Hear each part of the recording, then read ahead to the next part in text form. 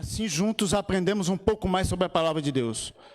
Eu mandei um vídeo para todos da igreja do Itaim Paulista, falando o seguinte, falando que faça da sua casa uma igreja. Esse é o exato momento de você fazer da sua casa uma igreja. Não temos a igreja física, mas temos a igreja espiritual dentro da sua casa. Bom, vamos começar aqui. Quero começar por esse grande homem aqui, alguns já conhecem. Qual o seu nome, que igreja o senhor é e qual a sua função? O meu nome é Sérgio, sou do Jardim dos Ipês. É um prazer estar aqui com vocês, né? E aproveitando também, pedindo para que as pessoas compartilhem, né? Usem o celular, compartilhem, né, o computador, porque quanto mais pessoas estiverem conectadas, melhor. A gente mata essa saudade, estuda a palavra de Deus, né, e torna o sábado mais deleitoso para cada um de nós, né? Então compartilhem, não esqueçam de compartilhar essa mensagem. Agora nós temos também a nossa irmã, ela fala um pouquinho, irmã, também da sua função dentro da igreja, o seu nome e que igreja a senhora é? Eu sou a irmã Aurineide, mais conhecida como a irmã Neide, tia Neide. Eu sou regional dos aventureiros da 4ª região e trabalho com as crianças aqui. E sou membro da igreja local. Amém. Veja só, duas pessoas poderosas usadas por Deus. Serginho, um grande orador, um grande conhecedor da palavra de Deus. E nós temos a nossa irmã Aurineide, também que trabalha com as crianças. Nós temos, de uma certa forma, procurado trazer pessoas com experiências para trazer conhecimento para você. Bom, vamos orar? Vamos. Antes de iniciar a nossa escola. Irmã Aurineide, faça a oração para nós, por favor. Oremos, então. Santíssimo e eterno Deus, te agradecemos por, em tão boa circunstância, nos encontrarmos aqui na tua santa casa, para estudar a tua santa palavra, para ouvir a tua voz, através das escrituras sagradas, Pai. Pedimos que o Senhor perdoe os nossos pecados, nos limpe e nos purifique. Sê conosco agora no estudo da Bíblia. Nós te pedimos em nome de Jesus. Amém. Bom, vamos começar. Irmã Aurineide, somente pelas escrituras, solas escrituras. A lição diz, o verso para memorizar nos chama muita atenção. O verso para memorizar diz, e no livro de Hebreus, capítulo 4, versículo 12, diz, porque a palavra de Deus é viva e eficaz, e mais cortante do que a qualquer espada de 2 gumes, e penetra até o ponto de dividir alma e espírito, juntas e medulas, e é apta para discernir os pensamentos, propósito do coração. Irmã, como nós podemos esclarecer esse verso para memorizar da lição? Ao estudarmos a Bíblia, nós temos que estudar com o espírito de oração, porque só o Espírito Santo é que vai conseguir nos guiar ao verdadeiro entendimento. E é interessante que, assim, algumas pessoas dizem, eu já li esse versículo várias vezes, mas não tive compreensão, porque a Bíblia não é só ler, a Bíblia é estudar. Eu, particularmente, quando vou estudar a Bíblia, vou estudar a lição da escola sabatina, eu gosto de estudar junto com a minha lição. Eu tenho a Bíblia, eu tenho o espírito de profecia, e eu gosto de usar uma concordância bíblica, e às vezes eu vou lá para a história, para tentar ver se eu tenho algum subsídio maior que possa me dar um entendimento mais amplo. Nós não devemos nos conformar em ler no versículo, e é isso. Quando eu leio, por exemplo, a história de José, eu fico pensando naquela parte que ele se apresentou aos irmãos, mas antes de se revelar, ele vai lá no quarto e chora. Chora, tudo que ele tem que chorar. Aí eu fiquei pensando, nossa, o que deve ter passado pela cabeça de José? Aí eu vou lá no Espírito de Profecia, aí eu vou lá na história e eu tento me colocar naquele momento, o que ele pensou, o que ele fez. Vivenciando a Bíblia dessa maneira, a gente consegue entender melhor. Amém. Serginho, porque a palavra de Deus é viva e eficaz e mais cortante do que qualquer espada. Por quê? A palavra de Deus, ela tem um poder grande, não é como qualquer outra palavra, né? Quando você absorve a palavra de Deus, tanto que tem outros versos na Bíblia que diz que a palavra de Deus não volta vazia. Quando você ouve, quando você lê, a palavra de Deus te transforma. Mas é claro, foi que nem a irmã Neide mencionou, Não é uma leitura vazia, uma leitura como você lê uma receita de bolo, né? Uma leitura com oração, uma leitura onde você coloca ali toda a seu coração, toda a sua atenção naquilo. Busca a história, você busca contextualizar, né? Você busca saber quem escreveu, por que escreveu, qual foi a motivação. Aí, quando você faz dessa forma, a palavra de Deus ela tem um papel. Por que ela é comparada com uma espada? Que ela pode quebrar os corações mais duros, ela pode penetrar, ela pode tirar do seu caráter aquilo que não faz parte, aquilo que está ruim. Então, é como se Deus estivesse ali, ó, com essa espada, moldando o seu caráter, moldando quem você é. Para isso, né, o seu papel, isso é o papel da palavra. O seu papel o quê? É oração, determinação, diligência, né, e atenção. Se você faz dessa maneira, a palavra de Deus realmente ela faz uma transformação no seu coração, na sua mente, que não tem retorno.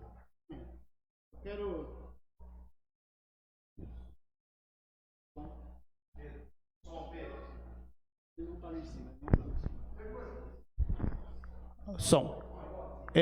Eu quero levar a você que está nos assistindo, nos acompanhando aí pela internet, e quem está aqui também nos acompanhando, a você a fazer uma reflexão sobre algo muito interessante.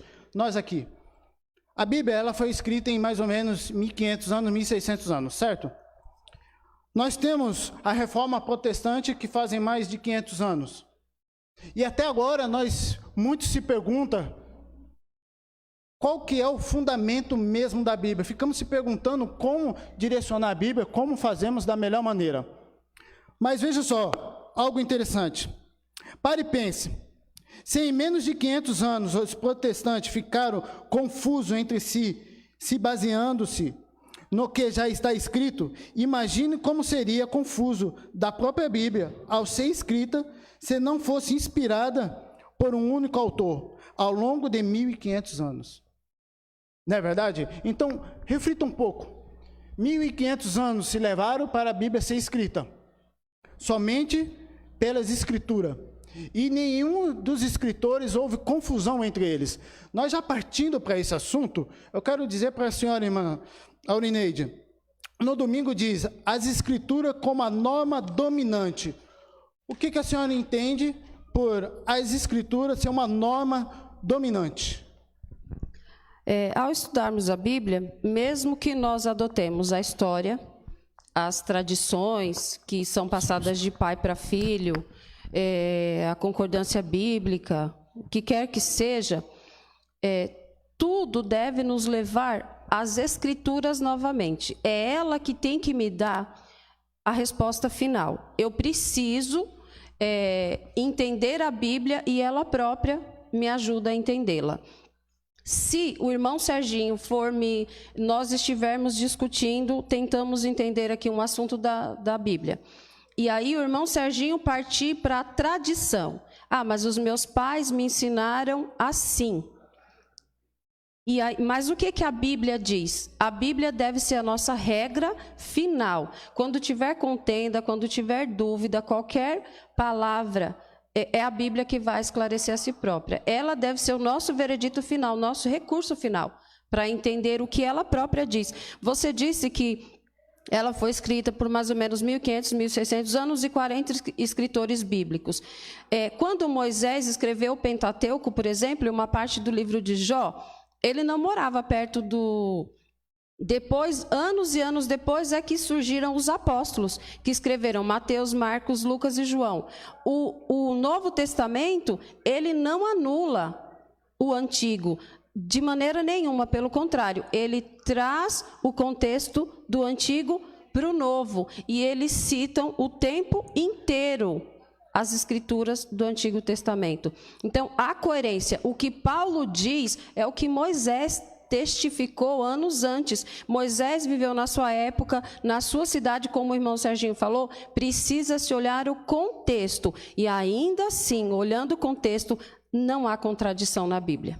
Amém. Irmão Serginho, te colocar na mira da verdade. Aqui é assim, na mira da verdade. Porque Paulo disse que não devemos ultrapassar o que está escrito. Porque senão a gente correria o risco de ter doutrinas humanas e não divinas. Quando a gente não ultrapassa a Bíblia, quando a gente é somente a Bíblia, é somente as Escrituras e nada mais. Porque alguns têm a Escritura e a tradição, a Escritura e alguma outra coisa mais. Não, é somente... A Escritura e a cultura. Exatamente, é muito em voga hoje em dia, né? Então, é a Escritura somente. Isso não traz confusão, isso faz com que as doutrinas bíblicas sejam somente o quê? Divinas e não humanas. Isso é muito importante. Mas quando a gente fala somente Escritura, não quer dizer que a gente não possa ter ferramentas. Né? Por exemplo, a história é uma ferramenta, a arqueologia é uma ferramenta que vem confirmar o que? O nosso discernimento da Bíblia. Eu lembro que alguns tempo atrás, duvidava-se da autoria de Daniel, duvidava-se até da existência de Babilônia. Por quê? Eles seguiram o rio Eufrates e não encontraram as ruínas de Babilônia. Porém, o rio Eufrates foi desviado tanto artificialmente como também pela geografia.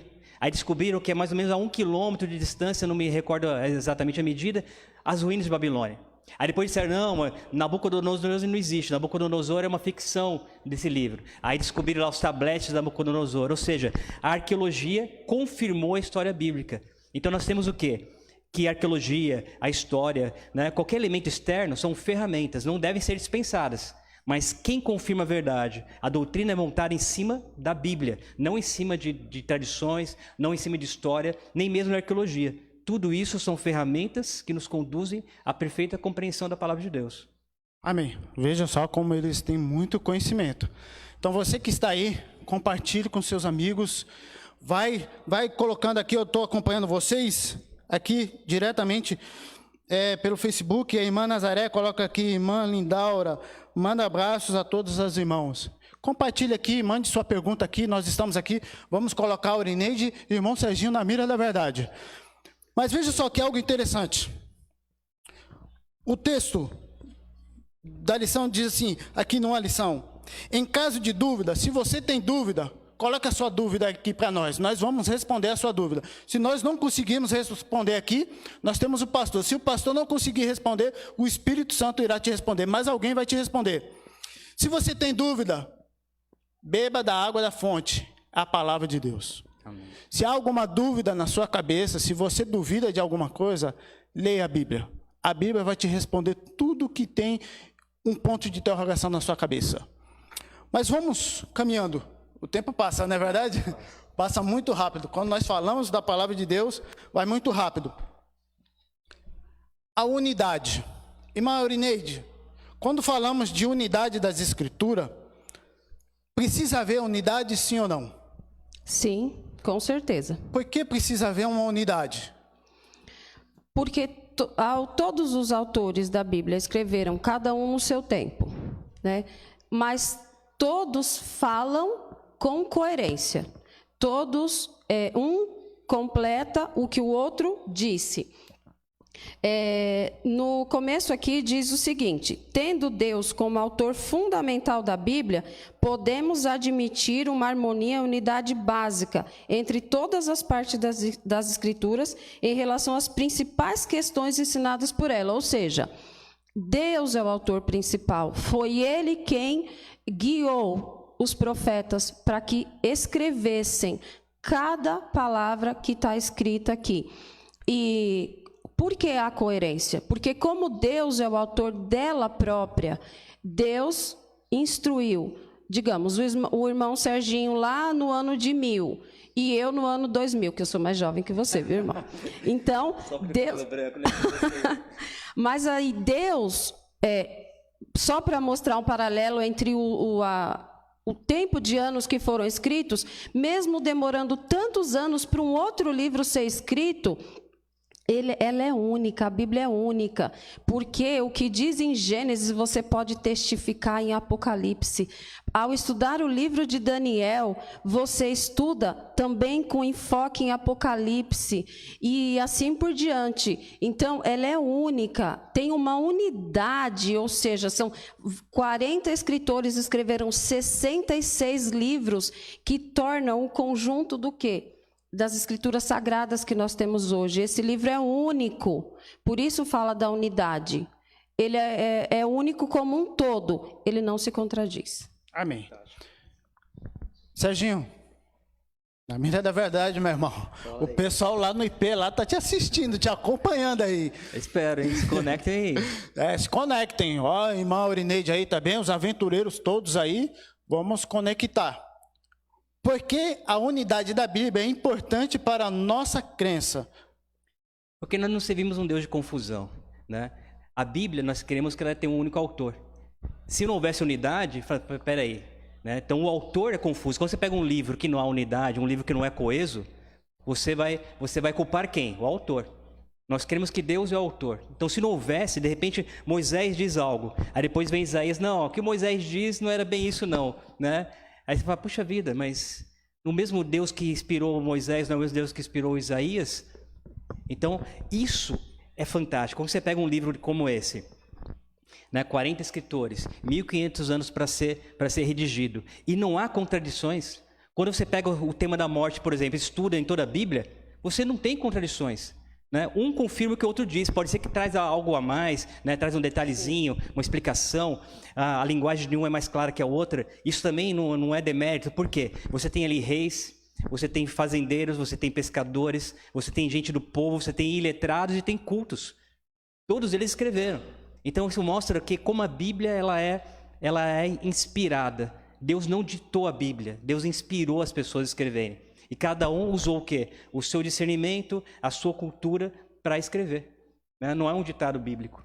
Uma coisa interessante também a se falar, muitas vezes você vê algumas pessoas dizendo, a Bíblia contém a palavra de Deus. Isso não é verdade. A Bíblia é exatamente a palavra de Deus. Quando você fala que a Bíblia contém a palavra de Deus, algumas partes é de Deus, outras não. Então você corre o risco de querer escolher, né, o que lhe apraz. Não, isso aqui não foi Deus. Isso aqui é a ideia de Isaías, isso aqui é da cabeça de Jeremias. Não, isso aqui ficou no passado, né? Não serve mais para mim agora. Exatamente. E outra coisa interessante que a irmã Neide tocou no assunto é a sua atualidade, né? A Bíblia é um livro tão antigo e nós conseguimos encontrar respostas para coisas presentes, para problemas presentes. Atuais. Você não tem problema que você não encontra no dia a dia que você não encontre resposta na Bíblia. Situações das mais diversas possíveis. Então a Bíblia é um guia perfeito para nós. Amém. Veja só que interessante. O debate aqui fica até caloroso, viu? Aqui vai esquentando os ânimos. Você que está aí, eu quero fazer uma pergunta para você. E que você responda aqui. Eu estou vendo que a irmã Nazaré está aqui. Povo Lindo, Rita Cássia, Neide Dodge, Edneia Aparecida, Delma Antunes. Eu quero que você, a irmã Adriana da igreja, todos que estão aqui no Facebook agora, quero fazer uma pergunta para você. Se a Bíblia tivesse problema de contradições e erros históricos, o que aconteceria? Fica uma pergunta para você. Se tivesse algum erro, o que seria da Bíblia? O que iria acontecer? Essa é a pergunta para você responder aqui para nós, pelo Facebook. Mas vamos lá, vamos caminhando, não podemos parar. Terça-feira fala sobre a clareza da Bíblia. A Bíblia é clara? O que você acha que está aí? A Bíblia é clara, sim ou não? Mas eu quero fazer outra pergunta também. Como assim, irmão? Duas perguntas ao mesmo tempo? Isso, nós temos um tempo aí, 15 minutos, 20 minutos, para que você possa responder. Estarei aqui junto com você, pelo Facebook. Você já teve dificuldade para compreender algum texto bíblico? Coloque aí, qual o texto bíblico que você já teve dificuldade? Hoje você já compreende, mas qual é o texto bíblico que você já teve dificuldade de entender? Tá bom? O Serginho até deu risada aqui, ó. Então tem vários textos, né, Serginho? Sempre, sempre. Irmã Aurineide, muitos textos, né, Aurineide? Muitos textos. Mas veja só, a clareza da Bíblia, irmã. Explica um pouquinho sobre a clareza da Bíblia. A Bíblia, é interessante ao nós estudarmos a Bíblia, é o seguinte, tomemos como exemplo os 4 evangelhos, Mateus, Marcos, Lucas e João. Se você olhar como os escritores bíblicos mencionaram sobre determinado assunto. Digamos, João, ao estudarmos os 4 evangelhos, a gente percebe que João, ele é mais detalhista. Enquanto Marcos, Lucas e Mateus, eles eram mais diretos, João é mais detalhista. João começa dizendo, no princípio era o verbo estava com Deus e o verbo era Deus. E o verbo se fez carne e habitou entre nós. Isso você não acha nos outros evangelhos. Eles citam o relato deles, da convivência deles com Cristo, eles enfatizam pontos fundamentais para eles. Então, para João, era fundamental que se dissesse que Cristo era o Messias, que ele era o Verbo que se fez carne e habitou entre nós. Já Marcos enfatiza outra coisa, ele já gosta mais de enfatizar os milagres. Então, aí, cada escritor bíblico, ao estudar os 4 evangelhos, o que Marcos não me salientou em detalhes, eu encontro em João. O que Lucas, às vezes, enfatizou, mas ele não enfatizou tanto, eu vou encontrar em Mateus. E a Bíblia, cada livro, um completa o outro. Amém. Serginho, e para você? A Bíblia tem clareza ou te deixa alguma dúvida? Não, a Bíblia é clara. Inclusive, o que é impressionante na Bíblia, você não precisa ser um teólogo para estudar a Bíblia. Não. Senão nós seremos reféns, né, dos teólogos, pastores, padres, bispos. As minhas crianças, irmão, desculpa, os aventureiros são maravilhosos, leem e entendem. Se a Bíblia é clara para uma criança entender, imagina para nós adultos. Mas tem textos difíceis? Tem. Só que muitas vezes a dificuldade do texto está está em você entender o contexto, não é na Bíblia em si. Que quando Cristo escreveu, quando Cristo falou, quando os apóstolos escreveram, era a cultura corrente, era a língua do povo. Né? Os apóstolos eram pescadores. E por que muitas vezes é difícil para nós? É porque eles são de uma cultura diferente, eles são hebreus, né? Viveram num tempo diferente. Então, muitas vezes, uma expressão idiomática é um pouco mais difícil de entender, um costume da época é um pouco mais difícil de entender. É por isso que uma regra bíblica é tremendo, porque senão a gente corre isso também, é tão fácil, cada um tem sua interpretação. Você interpreta desse jeito, mas eu interpreto diferente. Não existe isso. Só existe uma interpretação da Bíblia. A interpretação que o autor quis dar para ela. Então a pergunta que você tem que fazer: quem escreveu? Para quem escreveu? Por que escreveu? Isso é muito importante. Eu já vi gente, né, criticando, por exemplo, dá um exemplo simples, né? Pessoas que querem defender que você pode comer de tudo. Aí cita assim: no mercado, comer de tudo que há no mercado. Algumas traduções dizem: comer de tudo que tem no açougue. Aí você fala: peraí, tudo bem. Né? Então você quer... Só que o camarada, quando dizia, ele está pensando o quê? No boizão que tem aqui na esquina, né? Está pensando no açougue brasileiro. Peraí, quem escreveu isso? Era um judeu. E ele escreveu isso para quem? Para o povo judeu. No mercado judeu. Né? Não se vendia porco. Judeu. Vendia porco? Então peraí. Né? Há regras para a interpretação. Sim. Tem que levar algumas coisas em consideração. Mas não são coisas difíceis, são coisas absurdas, perguntas simples. Quem escreveu? Paulo? Paulo era judeu? Judeu. Para quem que ele escreveu? Para um povo judeu. Essa frase está escrita para o povo judeu. Tá. Então esse mercado que está falando é um mercado na Galileia, é um mercado na Judéia, é um mercado em Jerusalém. Então nesse mercado tinha linguiça, tinha salsicha, né? Então você pergunta... Tinha presunto. Presunto. Aí você pega, Então esse texto, ele tem um propósito. Eu não posso usar esse texto para os meus propósitos. Muitas vezes nós queremos encontrar nossas verdades na Bíblia. Sim, até mesmo porque Levíticos 11... já me diz o que eu posso comer. Exato. Como que o apóstolo Paulo ia contradizer o que está escrito em Levíticos 11, que são os princípios de saúde? Exatamente, você tem que isso em mente. Peraí, Paulo está contradizendo Moisés? Então, na Bíblia não há contradição. Quando aparece uma contradição, a contradição está onde? Em mim, nunca na palavra de Deus. Pode ter até uma contradição aparente, mas você vai lá, vai pesquisar para encontrar. Se você seguir essas regrinhas simples, sim, qualquer pessoa consegue interpretar a palavra de Deus. Amém. Veja só, a Bíblia é clara em tudo que ela diz. A nossa irmã Mara Cantuário, Deus é único, é exclusivo, e Ele é eterno.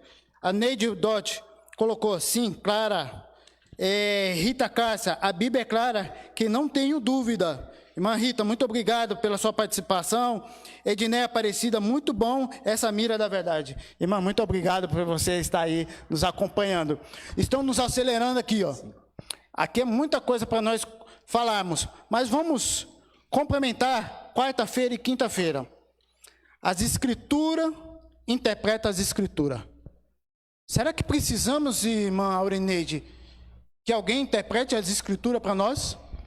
Sim, somos seres humanos falhos, não compreendemos, lemos o texto fora do contexto, às vezes criamos doutrinas em cima deste texto fora do contexto. E aí, por isso que, como o irmão Serginho estava falando, eu preciso ver a cultura da época, por que foi escrito, por quem foi escrito, como que aquela pessoa se encaixava naquele contexto. E aí é o seguinte, a Bíblia, como ela não se contradiz, como o irmão Serginho falou, sou eu que não estou conseguindo entender melhor, então eu vou lá, nela própria, procurar a resposta.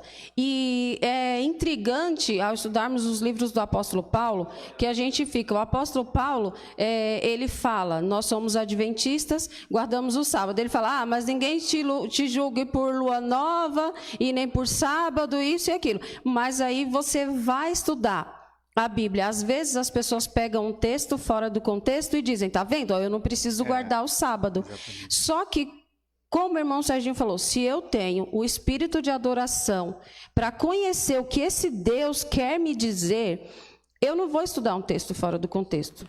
Eu não vou estudar a Bíblia para refutar uma certa ou determinada denominação. Quando eu, há mais de 25 anos, cheguei nessa igreja, eu era católica. E aí eu gostava de estudar a Bíblia e ficava pensando, mas tinha resposta que a gente estudava superficialmente. Eu falava, não, eu preciso ter uma resposta mais coesa, eu preciso estudar melhor a Bíblia.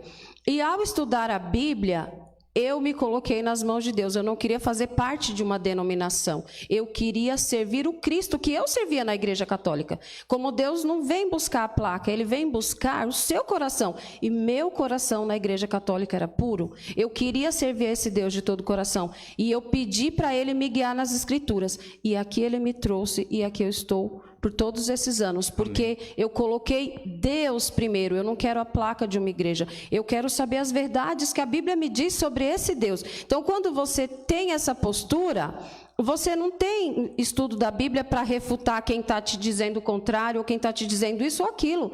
É uma regra de fé para a sua vida. Eu quero a vida eterna, eu vou conhecer mais sobre esse Deus. Serginho, aqui eu faço minhas considerações finais. Serginho, eu quero entrar no assunto. Cadê o pastor? Pastor? Mais 3 minutos. 3 minutos. 3 minutos, tá bom? Tá bom, o pessoal está aqui. Serginho, irmã Aurineide, muito obrigado, viu? Mas fica aí, não saia não. Serginho. Vou ficar quieto. Sola Escritura e Ellen G. White. Como nós entendemos? Alguns dizem que nós somos seita e nós adoramos a irmã Ellen G. White. Como você explica isso? Não, primeiro que as escrituras, interpretam as escrituras, é uma coisa que tem que ser levado ao pé da letra. Por exemplo, quando você pega ali em Gênesis 2:7, quando fala a palavra espírito, o que você vai fazer? Você vai para o dicionário? Você vai para Platão? Você vai para Marx? Não, você tem que procurar o que significa espírito dentro das escrituras. Porque hoje temos teologia da libertação, temos a dicotomia, né, corpo e alma, temos a imortalidade da alma, porque as pessoas buscam fora da Bíblia a sua interpretação. Isso está errado.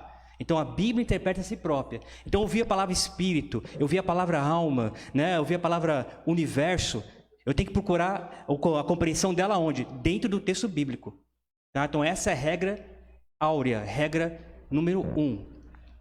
E o dom de profecia, primeiro que ele é algo marcante, né? É algo que faz parte da igreja primitiva. Se você pegar ali Coríntios 12, o dom de profecia faz parte da igreja de Deus nos últimos dias. Apocalipse 12:17, a igreja de Deus tem os 10 mandamentos e tem o dom de profecia.